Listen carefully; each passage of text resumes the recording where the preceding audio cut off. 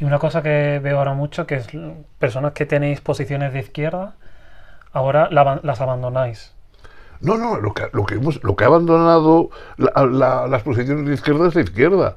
O sea, esta tarde vamos a presentar un libro de Félix Ovejero, que es quizá el pensador político más interesante que hay en este momento en España, y que es un hombre de izquierdas, que es, un libro se llama La razón en marcha, y ahí explica muy claramente que, claro, en este momento él, por ejemplo, le parece que en muchas cosas es más progresista y más de izquierda Margaret Thatcher los que tenemos en este momento en el gobierno. Entonces, lo que ha abandonado los principios progresistas son los que hoy se hacen llamar de izquierda.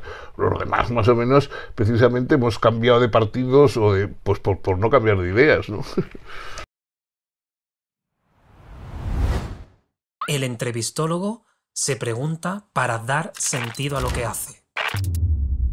¿Lo encontrará? En el anterior episodio me decía Álvaro Pombo que tanto él como Fernando Savater se metieron en política con la intención de cambiar algo.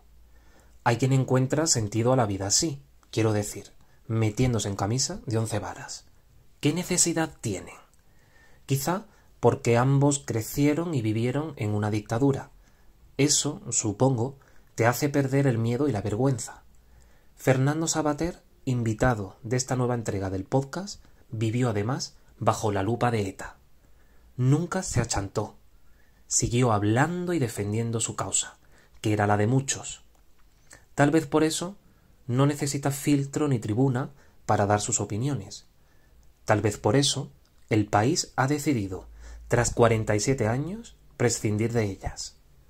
Cuando le comenté a mucha gente de mi edad, incluso más jóvenes, que hoy iba a hablar contigo, muchos me dijeron, ¿quién es Fernando Savater?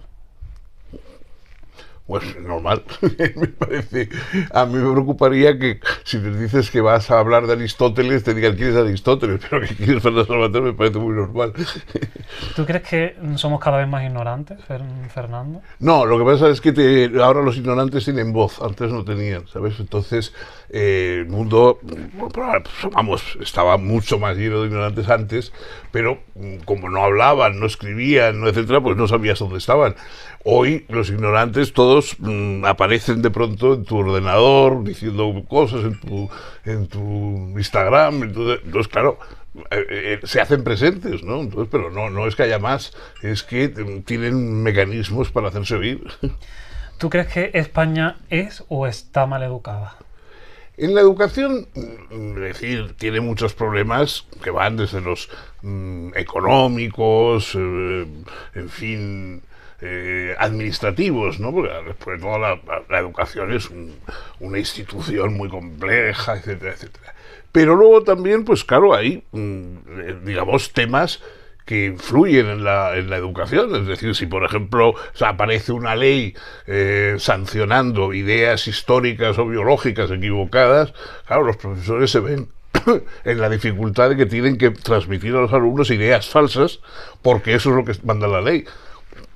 Yo espero que no lo hagan, pero en fin, eso es uno de los problemas. O sea, en el momento en que no se pueden combatir determinadas ideas porque están resguardadas por leyes que imponen obligatoriamente formas de pensar equivocadas, claro, los profesores tienen que defender eso y tienen que hablar de eso, y probablemente eso es un problema sobre todo para los alumnos, claro. ¿Tú crees que o qué males de España se deben a la educación? Mira, yo no quiero... todos tenemos un poco una deformación profesional y los que nos hemos dedicado todavía a educar, pues creemos que la educación es lo más importante de todo. Yo no voy a decir que todos los problemas se resuelvan con educación, pero sí te puedo asegurar que en la solución de cualquier problema siempre hay un elemento de educación. Luego hay otros, pero siempre hay un elemento de educación.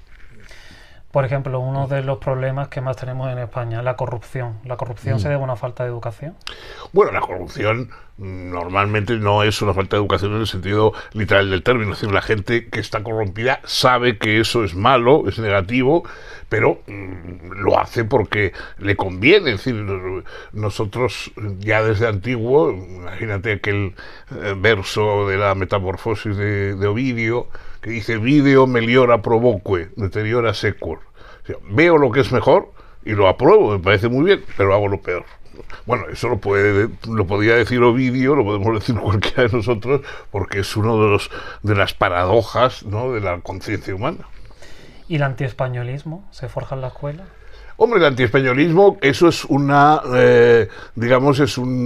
quinta columna que se ha introducido en el país.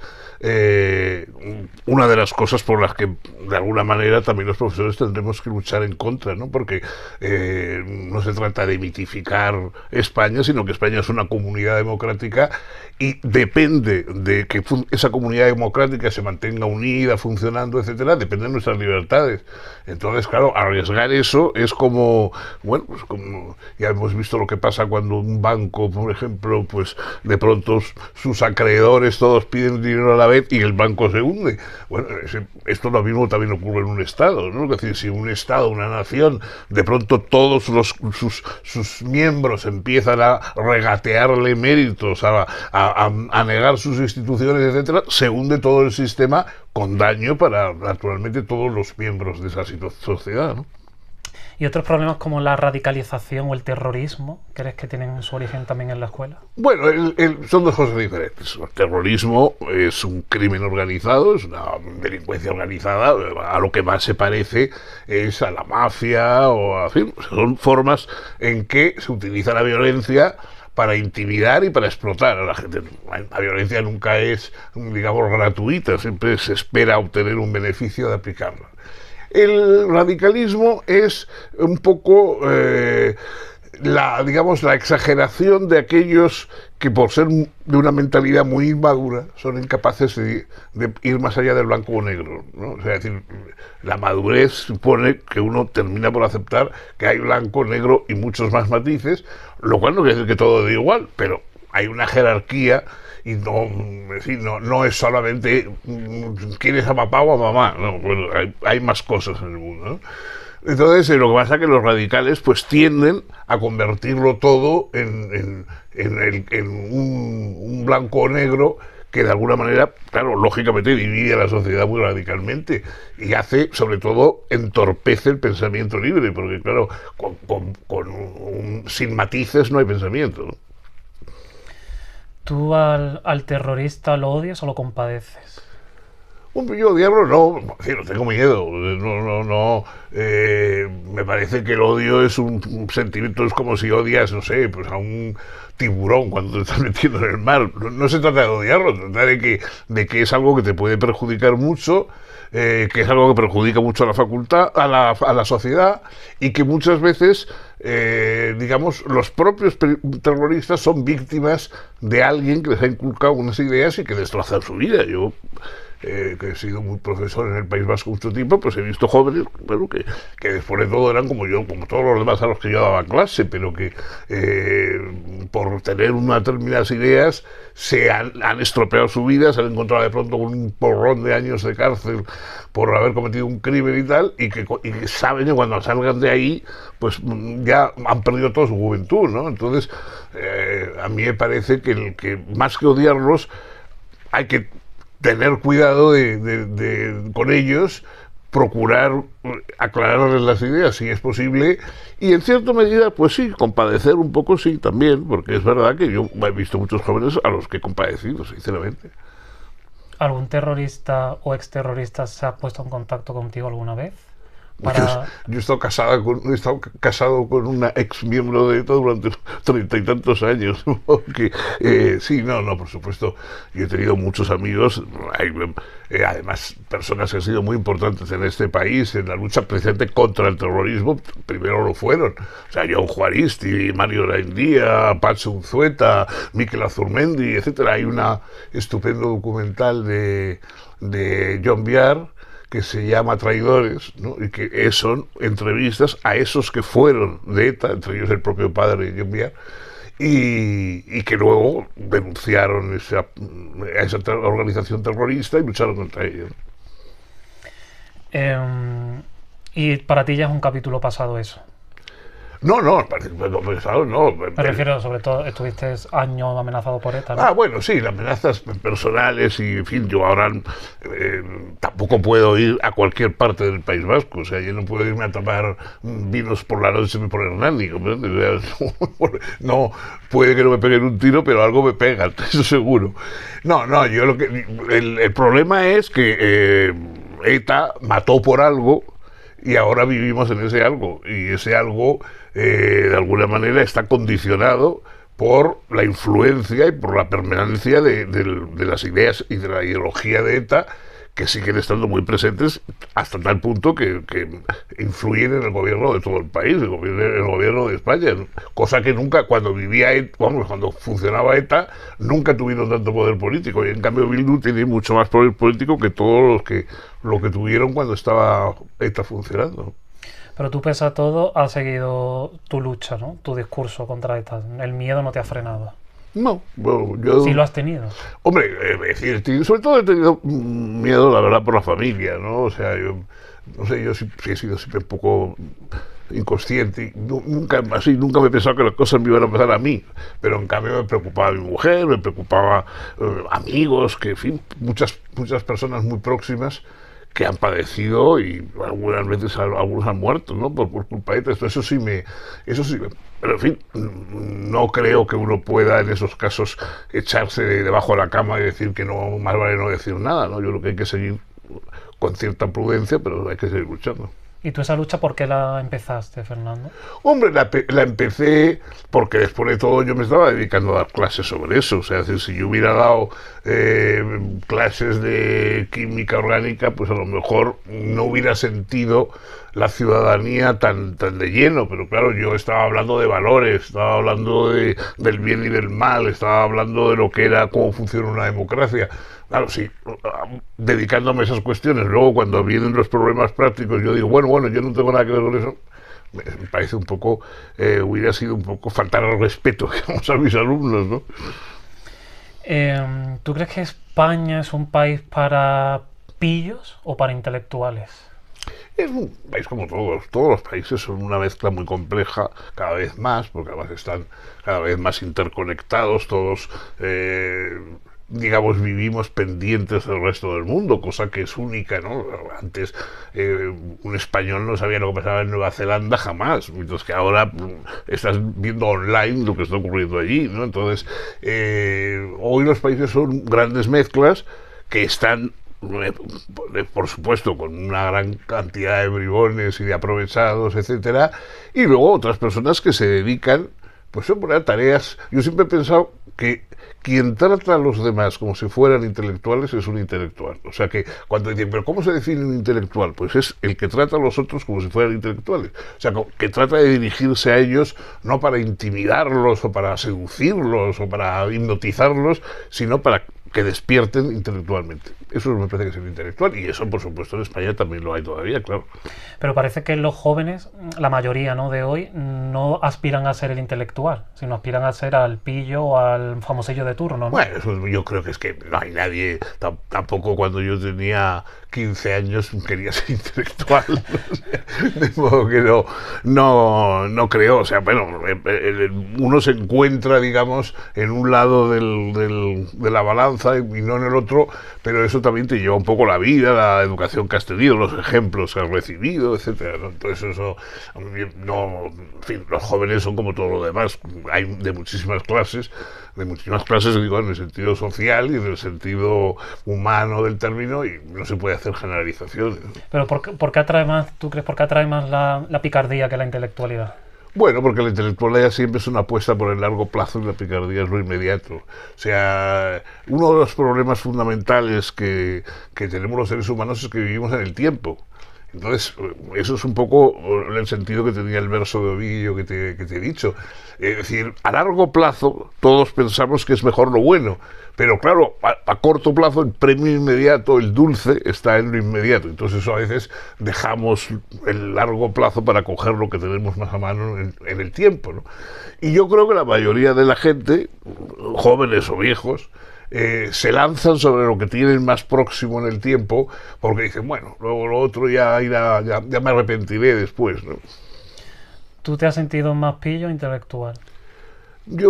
Para mí yo he tenido pocas habilidades, o sea que pues, eso también hay que tener cierta capacidad, ¿no? Y entonces probablemente mis habilidades iban más por el terreno intelectual que por el otro, de modo que a lo mejor no he tenido mucho mérito dedicándome a intelectual. Pero parece que al intelectual se le conoce poco, ¿no? Algunos jóvenes dicen, bueno, es que el intelectual es aburrido, no liga, no bebe, no hace nada. ¿Eso es verdad? Acláraselo. Hombre, sí, yo de toda esa enumeración te puedo decir que por lo menos beber he bebido toda la vida, supongo que, y ligar cuando he tenido suerte también. No, yo creo que no hay, en fin, es verdad que el intelectual es bastante, la tarea intelectual es aburrida, sobre todo para el que no lo entiende. A mí, por ejemplo, el fútbol me parece la cosa más soporífera del mundo. Vamos, si quieres torturarme, me pones un partido de fútbol y ese me caigo dormido a las 3 jugadas. Que hay gente que vibra con eso como si fuera de modo que eso depende de que conozcas el asunto, de que empatices con lo que está allí ocurriendo, etcétera.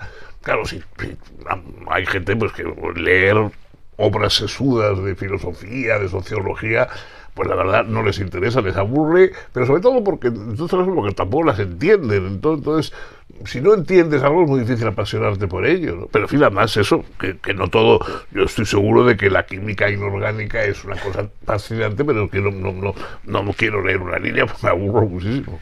Pero claro, es que los intelectuales, ¿no? Los que saben no van a los realities, ¿no? No van a los programas.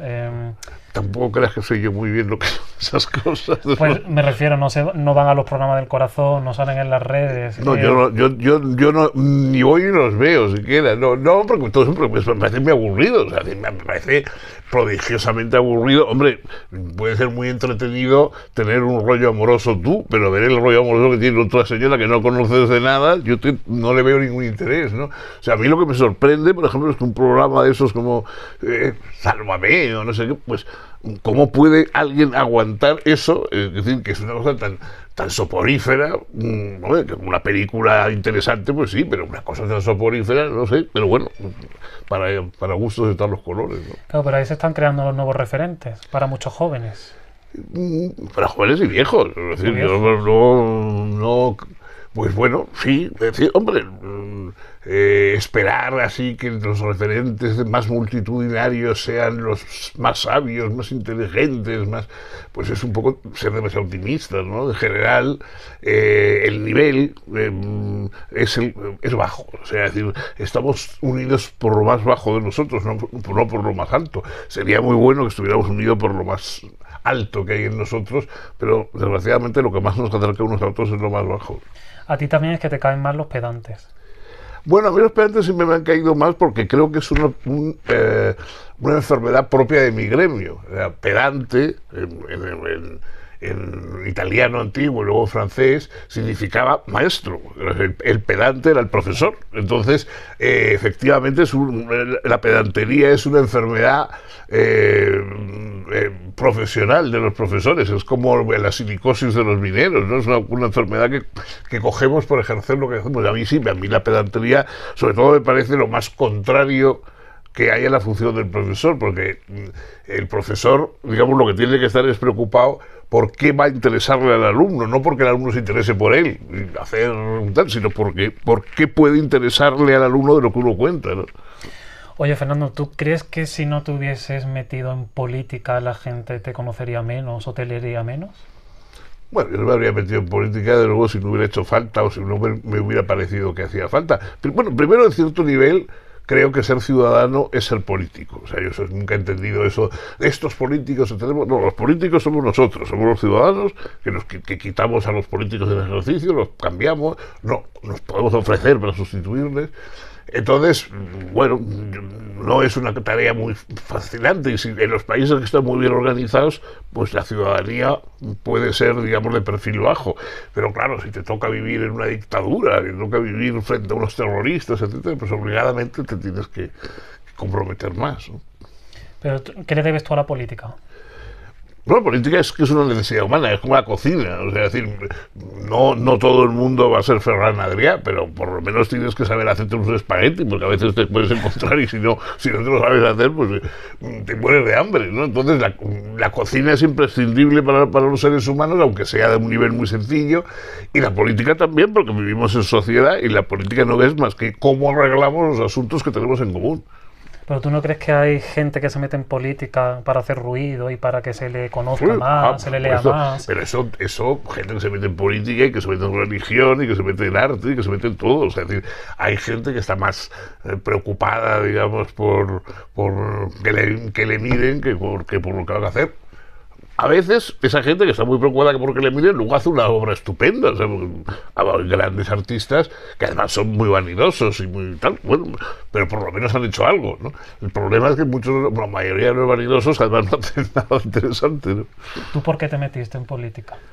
No, yo me metí en política porque me tocó vivir en una dictadura, y en una dictadura casi hasta cumplir los 30 años, de modo que una dictadura que no me dejaba comprar los libros que yo quería, ver las películas que yo quería, tener la sexualidad que yo quería, en fin, o sea, bueno, que es una dictadura, o sea, que digamos, tú sabes que solo puedes hacer aquello que alguien que está afuera te deja, ¿no? Y eso, pues francamente, no me gustaba, ¿no? Entonces, luché en su momento contra eso y después, cuando ya se acabó la dictadura, pues tuve la mala pata de estar en una zona de España que encima tenía otros dictadores y aún más sanguinarios que Franco, que eran los terroristas, ¿no? O sea que en eso tuve poca suerte. Yo a lo mejor si hubiera sido murciano, pues no me hubiera metido mucho en los problemas del País Vasco, pero me tocaron, ahí no hay manera, ¿no? ¿Tú no crees que o te has sentido aprovechado por la política? ¿O que la política se aprovecha de algunos intelectuales? No, ha habido, hombre, siempre, es decir, los políticos son como esponjas, ¿no? Siempre cogen todo lo que hay alrededor y pueden utilizarlo, a veces para mejor, porque creen que lo que haces está bien, pero otras veces, bueno, pues es verdad que te utilizan y luego te abandonan y dicen cuando ya no tienes o no les sirve su plan, pues, bueno, pero eso es un poco parte de los juegos humanos, ¿no?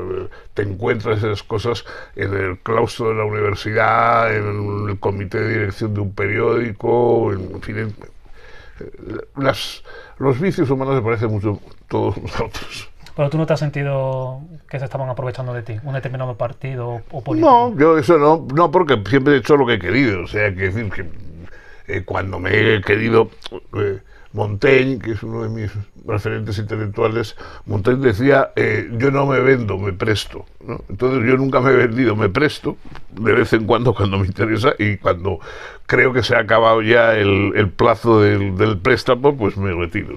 ¿Y en qué momento te ha interesado a ti la política? Me refiero, ¿tú también te has aprovechado de la política para algo?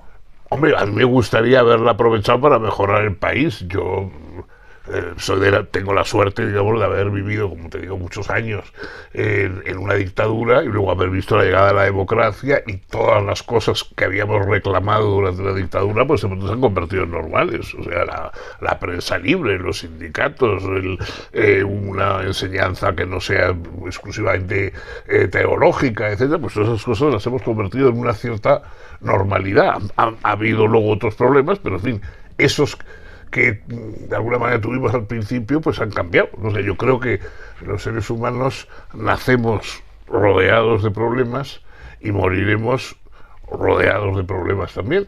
Y lo único que podemos aspirar es a que los problemas del final no sean iguales que los del principio. Y siendo político, o pudiendo haber llegado más alto, ¿qué habrías hecho tú por España? No, yo creo que ya bastante, yo no tengo muchas habilidades. La política también exige una cierta capacidad burocrática de administración, etcétera, de la cual yo carezco absolutamente. No sé ni rellenar un formulario. No. Yo creo que estaba al borde de mi nivel de incompetencia. Si hubiera querido hacer más cosas, ya hubiera caído en la incompetencia de lleno. Pero si te dieran la varita o el poder, la vara de mando, ¿qué cosa harías por España? Hombre, pues eso yo creo que, digamos, como cualquier persona de buena voluntad, me preocupa el paro, me preocupa la pobreza, me preocupa sobre todo el abandono infantil, me preocupan los problemas de las personas que han llegado sin tener trabajo, etcétera, no se pueden incorporar a la sociedad, y sobre todo me preocupa que personas sin instrucción y con ideas confusas, por decirlo cortésmente, de pronto terminen siendo ministros, ¿no? Eso me preocupa. Eso te iba a decir que luego mucha promesa, pero parece que el político coge el poder y se olvida, ¿no?, del pueblo. Hay algunos que sí, hay otros que no. Es decir, porque nosotros normalmente vemos solo los políticos de más alto nivel. Creo que en este momento en el país hay muchísimas personas en todos los partidos políticos, de izquierdas y de derechas, que hoy han sacrificado horas de trabajo, de su familia, etcétera, por hacer cosas que creen que son útiles. Entonces no vamos a decir que todo lo único que quieren es aprovecharse del prójimo, pero es verdad que hay algunos, y claro, esos son los que suelen ser más señalados, ¿no? Bueno, Tito Berni parece que el hombre no lo hacía por altruismo, ¿no? Las cosas, o sea que...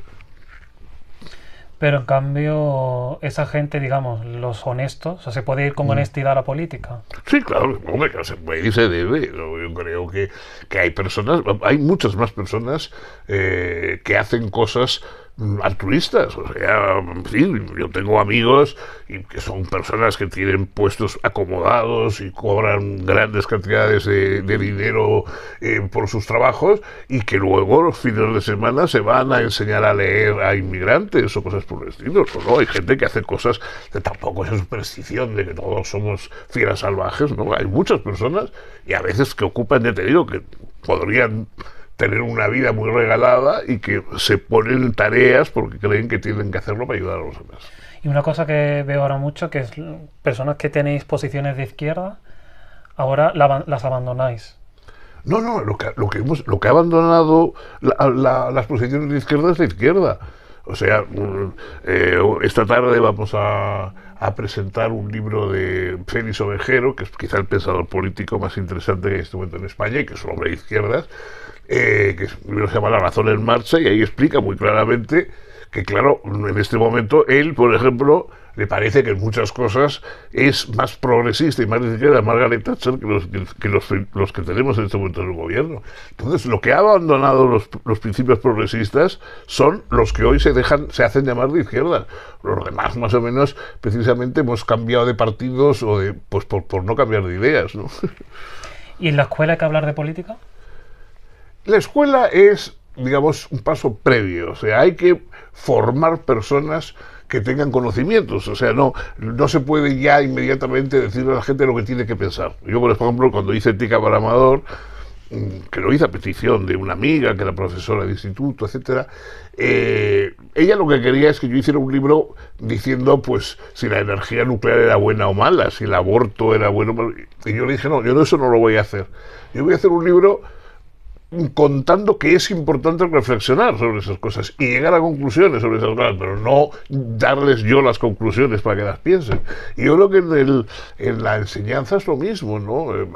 Personas que han reflexionado sobre la enseñanza, Hannah Arendt, por ejemplo, etcétera, lo que dicen es que hay que preparar a la gente para ser capaz de ser ciudadano, ¿no? Bueno, eso está desde Aristóteles. O sea, hay que prepararle a la gente para ser ciudadano, incluso para desarrollar su humanidad al máximo. Y claro, por eso la escuela no es una democracia. La escuela es un lugar donde uno se prepara para ser ciudadano, demócrata, etcétera. Justo me decía eso Fernando Sánchez Dragó, que él no pensaba que la escuela era democrática. Pero ¿cómo va a ser? Es como tampoco un concierto. Es decir, si vas a escuchar un concierto de un gran pianista, el pianista toca y tú estás escuchando. Es decir, y si tú te levantas y te pones a cantar la Traviata, pues es decir, pues molestas a la gente y te echarán de la sala. No hay, o sea, no puedes decir, no, todo el mundo tiene derecho a tocar el piano. No, en ese momento se acepta que el que sabe toca y los demás escuchan, ¿no? O sea, la autoridad, hay que mantener cierta autoridad. Hombre, la autoridad viene de un verbo latino augeo, que significa ayudar a crecer, hacer crecer. O sea, el agricultor, por ejemplo, tiene autoridad porque hace crecer las plantas y lo que siembra. Y la autoridad es precisamente lo opuesto a la tiranía. La tiranía lo que quiere es mantener a todo el mundo como si fueran niños pequeños y darles órdenes como si fueran niños pequeños. Y la autoridad, en cambio, lo que quiere es ayudar a que la gente crezca y, por lo tanto, piense por sí misma, ¿no? ¿Y de la identidad hay que hablar en los colegios? ¿De sentirse hombre o mujer? ¿De esos temas hay que hablar? Bueno, primero, hombre, mujer no es que te sientas, es que eres. Es como decir, como si mides 1,75 y hay que hablar de que uno mide 1,75. Pues no, es que lo eres, ya está, lo tienes, no. Ahora, lo que es idiota es decir, usted puede medir lo que quiera, usted dígame cuánto quiere medir y ya está, no. No hay cosas, lo que no hay que hacer es engañar a la gente. O sea, es decir, cosas como hay identidades que nacen de la biología y de la naturaleza humana y en las cuales no cabe la elección. Y luego, en cambio, tú puedes vivir tu sexualidad de una manera o de otra, eso sí, de una manera libre. Pero una cosa es que tú vivas la sexualidad de una manera no convencional y otra cosa es que no seas hombre o mujer, porque eso sí que no hay más remedio. Los cromosomas no te dejan otra solución, ¿no? ¿Pero tú crees que se le están engañando a los niños en ese Hombre, tema? claro, por supuesto, la ley trans es una mentira en capítulos, ¿no? Es falso, es que no es que sea ni buena ni mala, es que es falso. Y yo creo que enseñar a los niños cosas falsas es malo, claro. O sea, es falso que tú te puedas sentir mujer o sentir hombre. Hombre, es que es algo que sea, ¿no? Que tú te sientas, bueno, un día te levantas y te sientes mujer porque, no sé, pues porque envidias otras cosas o te gusta disfrazarte de mujer y tal, pero por supuesto, si eres hombre, y si eres mujer, o sea, no el hecho de que tú sientas una cosa, pues sí, todos sentimos de pequeños, muchas veces nos identificamos con animales, o sea, los niños pequeños quieren ser un perro o quieren ser un gato, ¿no? Bueno, pues claro, nadie diría que este niño, mira, es un perro en vez de ser un niño, no. Esos sentimientos chocan con ese exterior que es la realidad. Bueno, entonces si son cosas que, oye, que uno se divierte mucho disfrazándose de mujer o disfrazándose de hombre, pues bueno, pues dejaré, o sea, tampoco eso. Pero lo que no puede ser es decirle a los niños, ves, mira, no, cada uno elige lo que quiere ser. No, la biología elige por nosotros y luego con eso que la biología ha elegido hacemos lo que podemos. ¿Y por qué hay ese empeño ahora en que ese debate y esas cuestiones entren en la escuela? Bueno, porque desgraciadamente ha habido una serie de ideas, digamos, que luchaban contra unos excesos de rigidez en las sociedades, que se empeñaban, digamos, en mantener unos patrones. Pero bueno, y todavía crecí en una sociedad en la que la homosexualidad era un delito, por ejemplo, y cosas por el estilo. Entonces, claro, luchando contra esas rigideces, etcétera, se han caído en ocasiones en excesos opuestos disparatados, ¿no? Y hoy, por desgracia, pues esos disparates que son modas también intelectuales, o sea, venidas casi siempre de Estados Unidos, que es lo que nos aporta las modas siempre, pues, en fin, pero bueno, pueden ser peligrosas, claro. Y el sexo, ¿no? Hay también ahora un empeño en que se eduque sexualmente en las escuelas. Bueno, que se eduque sexualmente a un nivel debido, yo creo que sí, que está bien. O sea, uno de los problemas, sobre todo los que crecimos en el franquismo, etcétera, es que llegabas a la situación, digamos, en que tenías que enfrentarte con el momento sexual, etcétera, sin saber absolutamente nada. Entonces eso yo creo que es muy negativo. Yo creo que tanto las mujeres como los hombres deben tener una cierta instrucción de sus obligaciones, digamos, o de sus deseos sexuales, etcétera, porque es una parte muy importante de la vida. Si enseñamos que no hay que comer gusanos, pues también habrá que enseñar cómo hay que comportarse sexualmente, ¿no? Ahora, lo que es absurdo es si se utiliza esa educación sexual precisamente para engañar a los chicos y para trastornar más sus ideas de las que normalmente tienen que saber, ¿no? Teniendo un hijo llamado Amador, para ti el amor ha tenido que ser importante, ¿verdad? Sí, bueno, incluso antes de tener el hijo que se llamaba Amador también no era. El hijo se llamaba Amador porque su abuelo se llamaba Amador, ¿sabes? O sea que, pero sí, efectivamente el amor ha sido lo más importante en mi vida. Yo, vamos, y además creo que es lo más importante. Yo creo que los seres humanos debemos vivir para alguien, no para algo. O sea, vivir para algo es muy aburrido. Yo creo que hay que vivir para alguien. Entonces, casi siempre en mi vida he vivido para alguien. Si tuvieras una asignatura del amor, ¿cómo sería? Y hay cosas que yo creo que es mejor no llevarlas todo a la academia, ¿no? Hay cosas sobre las que se puede hablar. Hay la poesía lírica, la reflexión de poetas, pensadores, etcétera, ahí está. Ese es parte del humanismo que estamos diciendo. O sea, es decir, hay cosas que se pueden enseñar de manera científica, ¿no? Es decir, los tratados de obstetricia están relacionados con el amor, y los poemas de Rilke también. O sea, lo que pasa es que no son lo mismo. O sea, ni el médico que se dedica a la ginecología debe estudiar en Rilke, ni una persona que ama a otra lo que debe hacer es leerle páginas de un tratado de obstetricia, ¿no? ¿Y tú te pondrías como ejemplo en esa asignatura o no? No, yo en ejemplo no. Yo he sido... Me ha gustado siempre la filosofía porque es un nombre que no es sabiduría, sino pretensión, amistad con la sabiduría, deseo de sabiduría, ¿no? Entonces yo he tenido deseos de amar y de saber amar, pero no he podido nunca dar lecciones. Eso además siempre, esa gente que entiende, eso dice, yo entiendo mucho de mujeres, yo entiendo de fútbol, a mí se me echa para atrás. Sí. Las cosas que uno ama no deben convertirse en profesión de conocimiento. Y bueno, ahora se habla mucho, ¿no?, eso del poliamor, las relaciones abiertas. ¿Eso es porque somos más libres? ¿O...? Es verdad que la sociedad es mucho más libre. Esta sociedad en que vivimos es muchísimo más libre que en la que yo crecí, por supuesto. Y bueno, es verdad también que ha habido durante mucho tiempo unos prejuicios, los celos, por ejemplo, etcétera, que bueno, pues eso de alguna manera puede estropear la vida, y entonces hay personas que en cambio afrontan sus relaciones amorosas, etcétera, sin ese tipo de complejos. Yo ahora creo que es mejor no tener esos complejos, ¿no? En la vida, pues con el tiempo uno va teniéndolos y los vas dejando, y ha llegado una edad en que ya no puede ser celoso, por ejemplo. Pues ¿Tú lo has sido celoso, por ejemplo? Sí. Hace mucho, pero sí lo fue, sí lo fui. Entonces, en cambio, me alegro mucho de haberme sacudido eso, sí. ¿Y has gestionado bien el tema de la fidelidad, de todo lo que conlleva una relación? ¿Tú cómo lo has gestionado? No, la fidelidad es una virtud perruna, ¿no? Los perros son fieles. Yo sí creo que los seres humanos debemos ser leales unos con otros. O sea, yo a las personas que he querido, creo que siempre he sido leal con ellas, pero no fiel. ¿Qué diferencia hay entre leal y fiel?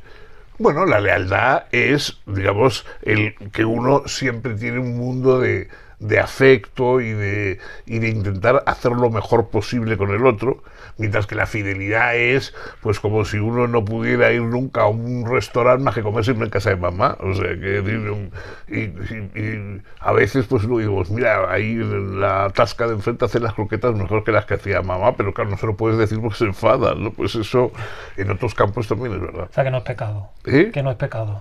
No, yo pecados creo que salvo los de crueldad hay pocos. ¿Y se puede morir por amor?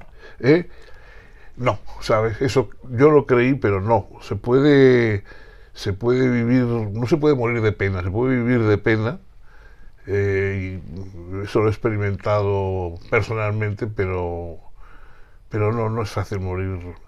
No es fácil morir ni de pena ni de amor. O sea, se puede vivir muy mal con la pena y con el amor, pero no es bueno. ¿Y qué no se aprende en la escuela, Fernando? ¿Qué no se puede aprender en la escuela? Hay cosas de carácter, yo creo, ¿no? Podemos suavizar nuestro carácter, mejorarlo, no solo en la escuela, sino en la convivencia con otras personas. Yo creo que las mujeres me han hecho mucho más... yo he sido muy salvaje, y con las mujeres pues me he civilizado bastante, ¿no? Y creo que eso es una de las funciones que tiene la escuela, pero claro, hay caracteres malos, o sea, caracteres nefastos, torcidos, y que no hay escuela que pueda con ellos. ¿Y qué moraleja sacas tú de la vida, Fernando? No, es decir, hombre, hay cosas mejores y peores, es decir, que es un poco lo que yo creo que es importante como lección moral, ¿no? Es decir, no podemos ir a ciegas por la vida, no podemos hacer simplemente lo que vemos hacer a los demás, o lo que en un momento determinado un capricho nos dicta. Yo creo que hay que tener una reflexión moral, y eso es un poco lo que intenté explicar en Ética para Amador, etcétera. Hay cosas que hay que pensárselas, ¿no? Es mejor pensárselas dos veces. Entonces, nadie nos puede dispensar, no hay manera, no se puede preguntar, bueno, a ver, ¿qué tengo que hacer? No, hay cosas que hay que pensarlas uno, y el valor de la decisión que tomas es porque la tomas tú, no porque te han dicho que hay que tomarla. ¿Y el final de la vida cómo lo ves? Mal, mal, lo veo mal. La vida nunca acaba bien, siempre acaba bastante mal. Entonces, como decía Woody Allen, ¿no? Cuando le preguntaban, ¿usted tiene miedo de la muerte? Y dice, no, pero no quisiera estar allí cuando venga, ¿no? Pues yo también, a mí me pasa lo mismo. O sea, que no quieres morirte, vamos. No, he pasado una fase, cuando murió mi mujer, yo de alguna manera me di cuenta, descubrí, vamos, un poco experimentalmente, ¿no? Que uno puede no querer vivir, pero tampoco quieres morirte. O sea, que no, el hecho de que la vida haya perdido su sabor, ¿no? Como si estuvieras muy resfriado y ya no te supiera nada la comida, ¿no? Pero eso no quiere decir que vayas a dejar de comer y que te vayas a morir de hambre. Entonces estás en esa situación, y yo pues efectivamente ahora me he dado cuenta de que morirse es una putada.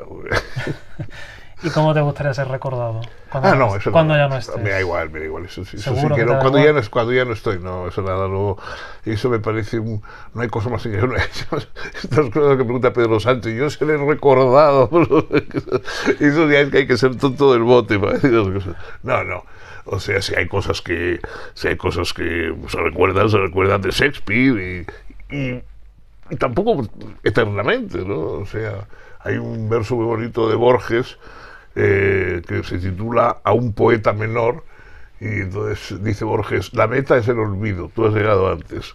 Pues eso yo creo que la meta de todos los seres humanos es el olvido, y uno llega antes que otros. Sí, pero también cuando uno se muere también espera reencontrarse, ¿no? De algún modo, no sé si tú crees, reencontrarse con los que ya no están. Si yo hubiera creído que me podía reencontrar otra vez con Sara, etcétera, no estaría aquí hablando contigo. Ya.